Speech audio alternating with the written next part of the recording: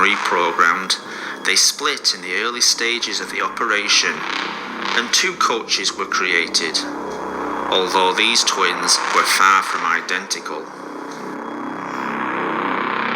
People started to notice just how many twins were being created on the island, but the questions were brushed off or ignored. In an effort to deflect criticism, Annie and Clarabelle, the first 2 biofused coaches, were put into service straight away. Everyone was very excited. No one seemed to ask about where all the organic parts were in a coach.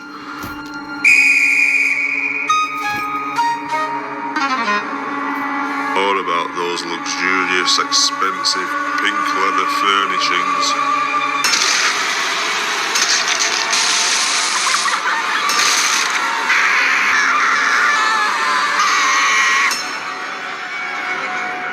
I don't even want to tell you what they found in the toilets. Following this disaster, Annie and Clarabelle would be kept out of the public gaze. One would stay with her husband, the other sent away to HIT Logistics. Diesel was forced to make a heartbreaking choice: which of these ladies to spend the rest of his life with. It must have taken him all of 2 seconds. For Annie, a lifetime with her husband, hidden away from the public gaze. For Clarabelle, the safety and care of HIT Logistics.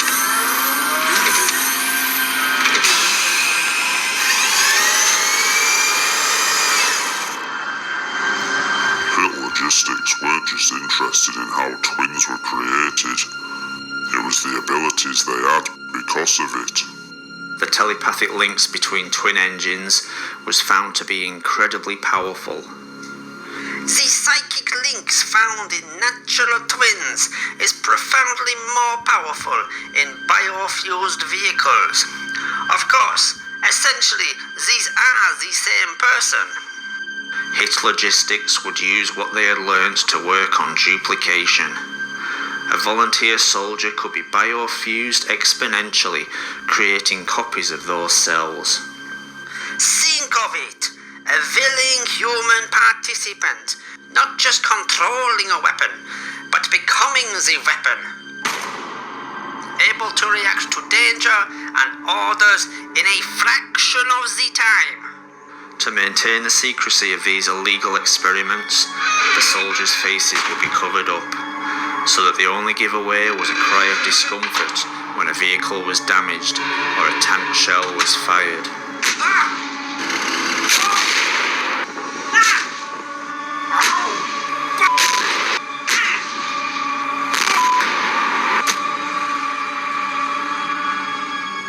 But Professor Ruth wanted to take these experiments further, to duplicate his deprogrammed cells to assimilate any biofused matter it made contact with, to assume any form of any size.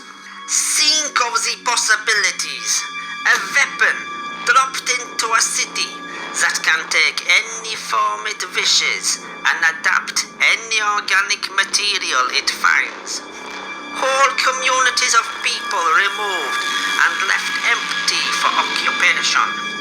Stage 1 is the secure storage of biofused genetic matter in stasis. Stage 2 will involve the release of this material, in secure conditions, of course. To release this material in an uncontrolled state would be disastrous. There was nothing they wouldn't try in that place, even experimenting with mirrors. As well as mirror testing, work on twins would become more extreme, to test just how far the telekinetic link in biofused matter would go. For one set of twins, the link would go too far. Whilst unseen horrors were administered on Donald, the doctors and specialists at HIT Logistics could observe in full detail the torture as an unbreakable bond with his twin would tear Douglas apart.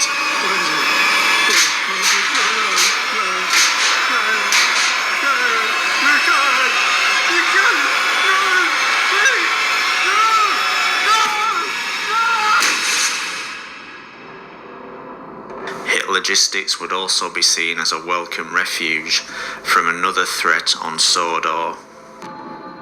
Steamies, we called them. They started out as rail enthusiasts, train spotters. They loved engines, but where was the harm in that? But when living engines were introduced on Sodor, they couldn't get here fast enough. Most were seen as enthusiastic volunteers on the railway, some getting permanent jobs. Now the Steamies' obsession with engines had a new, darker place to vent their frustrations. James was a favourite engine. Sometimes every night for weeks they'd gather at the turntable and play Spin the Engine.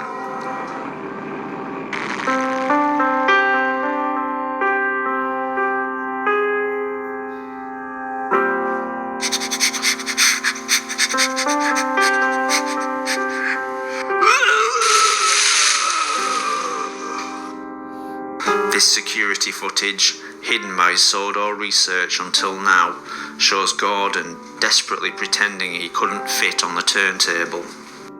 But James was always the favourite, even to the television writers. James's driver and fireman were feeling him all over.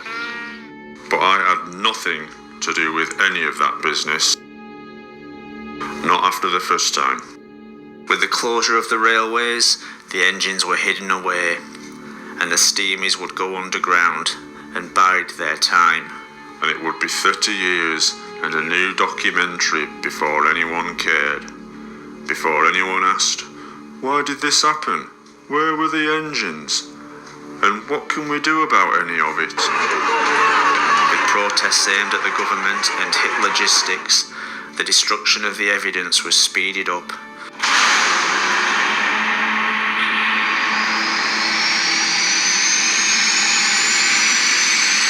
Unnecessary engines would be incinerated quickly and brutally.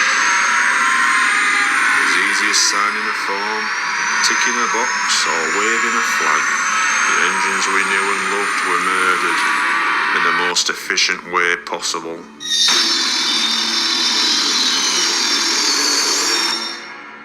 But it would be the most insignificant death of all that would have the most devastating effect. Not any transport at Hit Logistics, but the one nobody witnessed, except for one.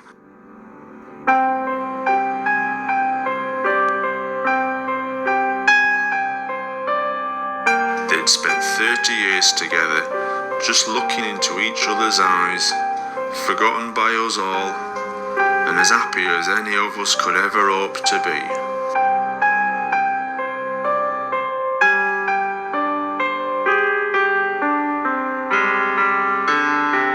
As Clarabelle was disposed of, no one but Diesel knew what happened to her twin nearly 20 miles away.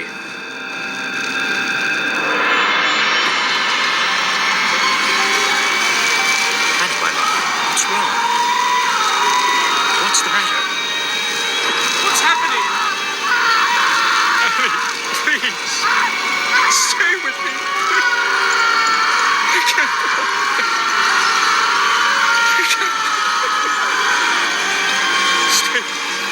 Stay with me. Stay with me. No.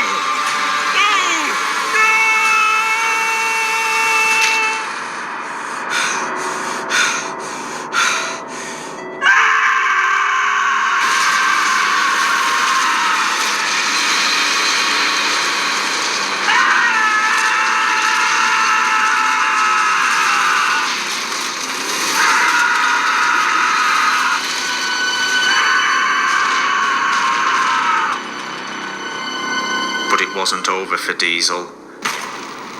He had to get out. As terrible as seeing his wife perish was, the worst was yet to come.